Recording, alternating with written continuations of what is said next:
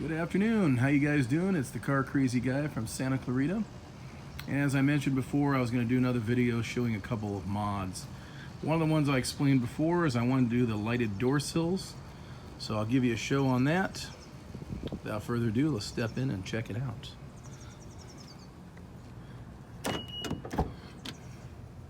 It's going to be a little difficult to see as a result of being daylight.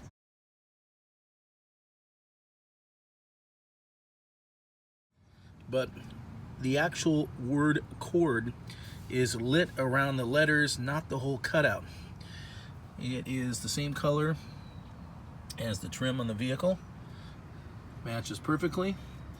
It also did come with the rears, so let me show you that. Unfortunately, the rears are not lit, but they do provide the same accent as the front, which is that silver trim. Looks more like a stainless steel. It's brushed. And I'll see if I can get a picture of that in the evening so you can see what it looks like. The second thing I did, kind of a pain in the butt here, but I did replace, and it's going to be hard to show you, but I did replace the backup lights. And as you can see through there, these are LED backup lights. I did it on both sides, obviously. And then I also replaced the turn signals with LEDs. And these are the ones that do not need resistors. They're built in, so you don't get any hyper flashing. So I'm going to go ahead and show you what it looks like.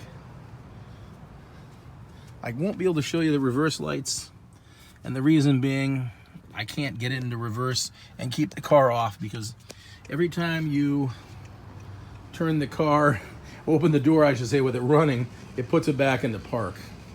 So the only way it can be seen is if somebody else is holding the camera. Right now I don't have anybody to do that. Now these lights are really bright. As a matter of fact, at night, I think they're almost a little too bright, especially for people that are right directly behind you. They do look good. I can't complain about it, but they are a bit bright. They are nice and crisp, instead of the normal incandescent that has kind of a slowdown in the light output as it goes on and off. Now, there's one thing I want to do to this too.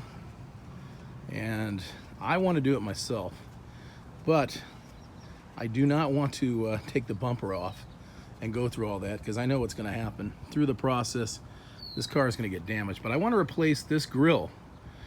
They call it the unibrow, the chrome unibrow. They have a sport grille.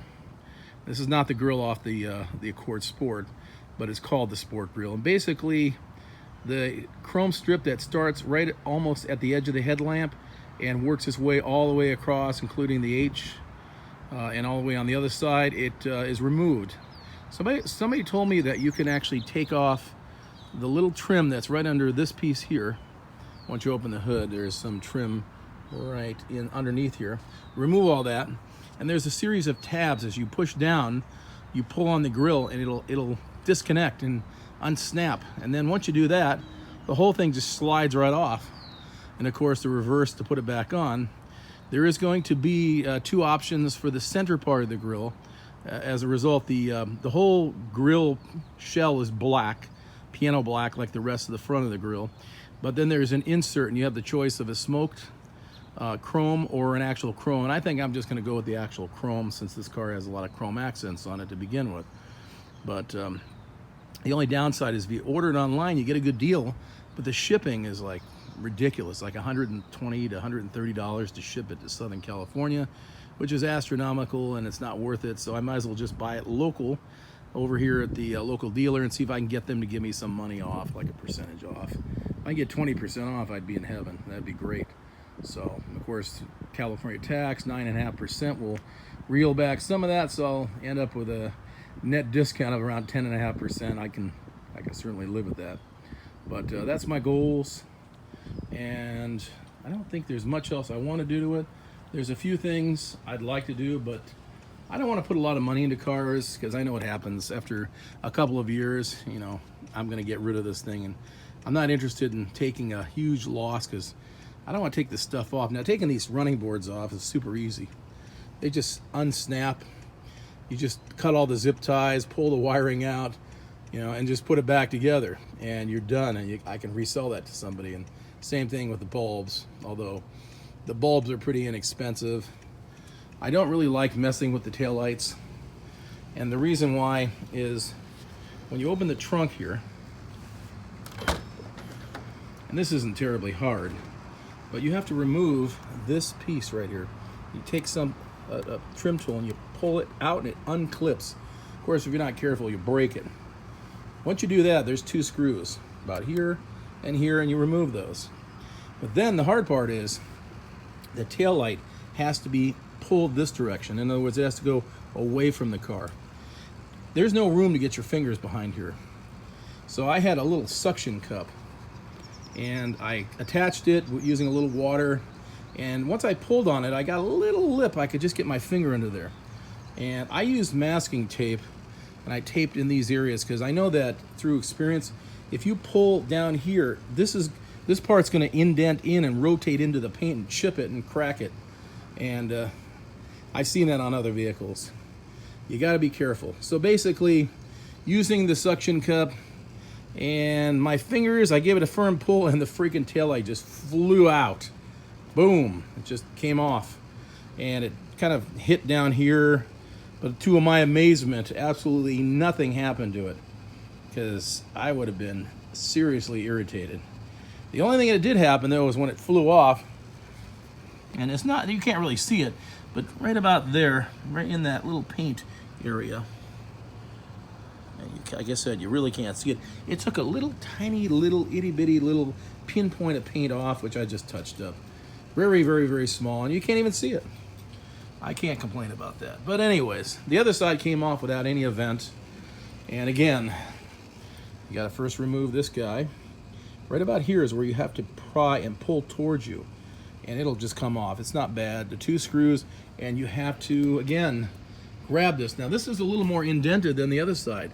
It fits a little tighter to the body, although it doesn't touch. And this one came off easier, and it just pulled out. I was able to get the bulbs in. And on the trunk, for the reverse lights, it's right here. Of course, you rotate the trunk up, and it's right about behind here somewhere.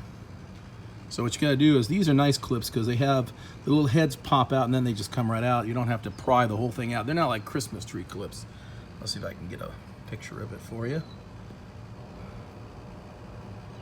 They're easy to get out. So you just only have to take out several of them on each side. You don't have to take them all off. You don't have to take the trim off at all. But once you get it down enough, you can fold it down and you can easily get to the bulb. It comes out pretty easy. That's the easiest part. This is a little more involved and a little more of a pain. But anyways, just want to share that with you. And as soon as I go ahead and order that sport grill, which will probably be next month, because you got to pay for this stuff first. I got bills, of course, just like everybody else does. So one thing at a time, as my mom used to say. Rome was not built in a day. So I'll get there. That'll probably be the last thing I do to it. I don't think like I said, as I mentioned before, I don't think I'm going to do anything tuning wise with it. I just don't want to mess with the car. I'd like to leave it alone and leave it be. And of course, I have my license plate frame, which is a carbon fiber, a real carbon fiber. You can see the weave. And of course, my signature name. And the reason why I named my channel this is I had this plate way before I had the name Car Crazy Guy on my channel. So I thought, you know, what better way? Let's just go ahead and change the YouTube name and we'll make it this. Nobody else used it apparently. Perfect. All right. Anywho's, I'll get back to you again soon. Once again, I appreciate you watching the videos. Please, if you can, watch it all the way to the end. Currently, I do not monetize for personal reasons. And so far, and I'm up to about 1,123 subscribers.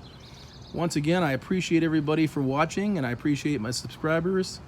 And I should have done a video right when I reached 1,000, but we're getting closer to 1,200 now. So tell your friends about it. There's a few other channels out on YouTube. where they are making videos of Accords as well. One of them is Car Exclusive. You can check his videos out as well. He does a little more in-depth videos. I'm more into the subtle modifications and sharing some of the things I've done. But check it out. But I'll see you on the next video. You guys have a good one. Once again, Car Crazy Guy from Santa Clarita. Beautiful day out here. You take her easy, and I'll see you soon.